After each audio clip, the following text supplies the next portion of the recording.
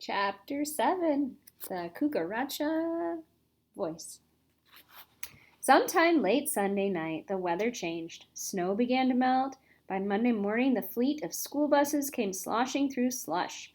Boots and waffle stompers tracked mud and icy water into the halls of Irwin J. Sneed Elementary School, where the wearers were met by Mr. Costa holding a large mop. Ralph, whose weekend had been so long and so lonely, felt such a surge of joy and relief at the sound of school buses that he skittered back to room 5 in a forgiving mood. There he hid in the old mitten. Anything was better than that long, cold, miserable weekend, and perhaps Ryan had found a way of repairing the motorcycle. Miss Kay's class arrived in a grouchy mood. Snow was fun, slush was not. There was more confusion than usual as the children peeled off their wraps and kicked off their boots. Many were carrying clippings from the Cucaracha Voice. Miss Kay was not in the room to welcome them, which did not help. Gordon told Melissa, who was wearing wet shoes and carrying her boots, that he was sure static electricity would not hold a mouse to a sock. Melissa told Gordon he had no imagination. Brad arrived with his arm in a sling. Instantly, a rumor started that Brad had hit Ryan so hard he had injured his hand. Sides were taken, arguments began. Ryan glared at Brad. "You owe me a motorcycle for the one you broke. Serves you right if you hurt your hand." "That motorcycle you said was Ralph's," scoffed Brad. "What would that stupid mouse do with a motorcycle?" Someone dropped a clipping, and before it was picked up, Ralph was able to glimpse a picture of himself looking small and frightened in the goldfish bowl. The picture was not bad, in fact. It was quite good. His eyes were bright, and each hair was distinct. Ralph congratulated himself on being such a handsome mouse and wondered if Matt, back at the inn, if he still worked there, would see the picture, recognize, and perhaps miss him. As the last bell rang, Miss Kay hurried into the room with a worried look on her face.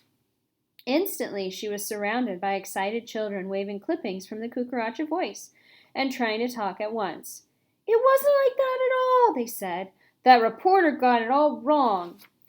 It's a bunch of lies. They didn't even put our picture in the paper." Most puzzling was, "Ralph isn't that kind of mouse. He's nice." "They're behaving like a bunch of little mice," thought Ralph.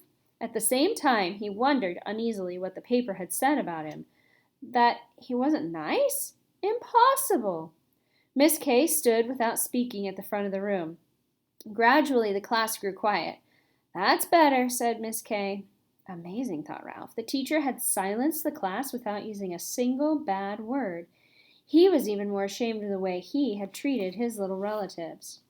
After the class recited liberty and justice for all, but not for me, thought Ralph, Miss Kay said, "Class, we have a lot to talk about this morning, and we can't talk if we all speak at once. Brad, suppose you begin by telling us what happened to your arm." Brad looked embarrassed. "I just sprained it when I tried to ride my bike in the mud. I was trying to get ready for the first motocross race this spring." The class respected what Brad had tried to do, and Ralph was struck by a sudden thought. Brad was exactly the sort of boy who could understand a mouse who rode a motorcycle. To change the subject, Brad asked, "Is Ralph going to try to run the maze again?" "How about it, Ryan?" asked Miss Kay. "Did you bring Ralph to school today?" Here's a picture of Ralph in the mitten and the newspaper clipping. Class nabs Sneed invader. I don't think he was an invader. Ryan defended himself. "Brad pushed me first. Besides," skipped a page. Sorry. There we go. "He's lost." Ryan sounded worried. He got mad Friday afternoon and disappeared." "I am not lost," said Ralph to himself. "I know where I am, right here in this mitten." A sigh of disappointment ran through room 5. The class liked Ralph. Besides, watching a mouse in a maze was more fun than social studies or spelling. Spelling's fun. "Miss Kay," said Gordon, "even if Ryan finds Ralph, I don't think he should have to run the maze again. He proved there was a better way to get the peanut butter than running into dead ends." Why, he's right, thought Ralph, perked up by Gordon's support. I'm smarter than I thought I was. Class, do you agree? Asked Miss Kay, who liked her pupils to think. The class thought. Brad was first to speak. In motocross racing, it's against the rules to get off your bike. I think he cheated. Several people were quick to point out that testing intelligence with a maze was not the same thing as racing on a bicycle, even a BMX. Maybe he was too amazed to do it right, suggested Melissa with a giggle. Well, I think he proved he was gifted and talented. Gloria spoke as if she had ended the discussion by using words the school used to describe children such as herself. Miss Kay asked for a show of hands. 21 children agreed that Ralph had found a better way to run the maze. 5 felt he cheated. Case settled. Ralph was an unusually smart mouse, something he had doubted only once in a while. Speaking of solving problems, said Miss Kay, do you think fighting is a good way to solve arguments? No, chorused the girls. Ryan defended himself. Brad pushed me first. Besides, it wasn't a fair fight because I had Ralph in my pocket and didn't want him to get hurt. What do you have to say, Brad? Miss Kay asked. He made me mad, always bragging about how smart his mouse is and then trying to make the maze easy. Anyhow, how was I supposed to know he had his old mouse in his pocket? Ryan muttered to Brad. Just because you get to come to school in a tow truck, you think you're so big. Just because you get to live in a hotel, you think you're better than anybody, mumbled Brad. These remarks were lost to the class because the girls, bored with the scuffled discussion, were waving their clippings from the Cucaracha Voice. Miss Kay, said Gloria, I think that reporter was unfair. What she said about us was all wrong. Some members of the class, protesting that their families did not subscribe to the Voice, demanded to know what the article said. Miss Kay read the headline out loud. Class nabs Sneed invader. What's she talking about? Wondered Ralph, moving from the mitten to Melissa's overturned boot for a better view. What invader? Miss Kay continued. Under Ralph's picture, the story reads, Friday afternoon, the 5th grade class of Miss Bambi Kuchenbacher at Irwin J. Sneed Elementary School exhibited a mouse, thought to be one of many mice overrunning their school. They also discussed the harm rodents do to crops and food supplies, and the rapidity with which they multiply. There was a murmur of disapproval from the class as Miss Kay read on. When informed of the mouse plague at the monthly meeting of the school board Friday evening, Superintendent Clyde R. Crossman promised a full investigation of conditions at Sneed. The class sat in outraged silence. Ralph was aghast. One tiny mouse, an invader, overrunning the whole school by himself? Suddenly, everyone had something to say.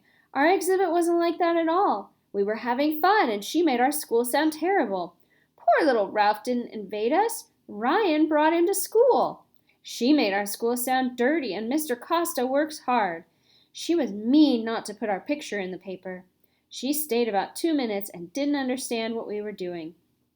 Gordon felt he was to blame for the story.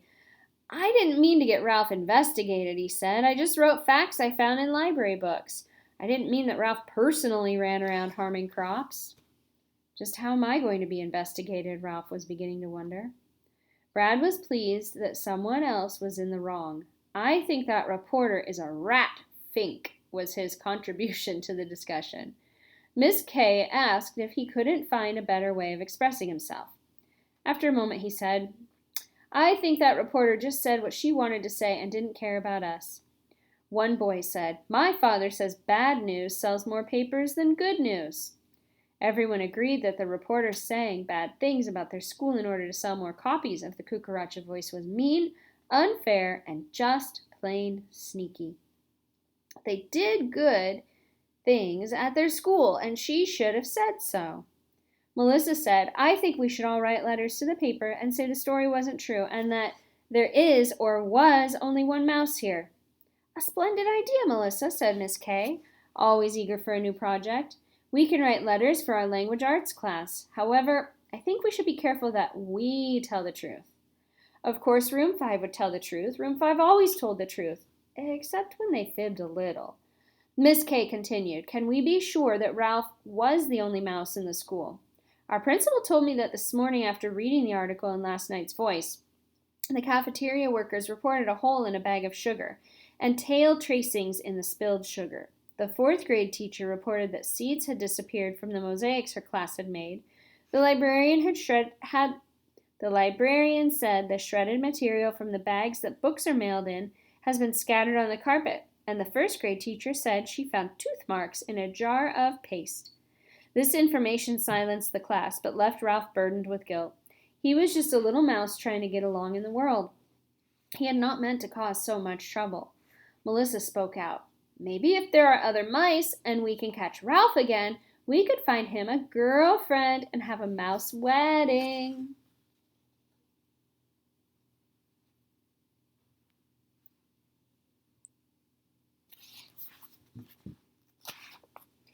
Oh, yes, said the girls, sighing.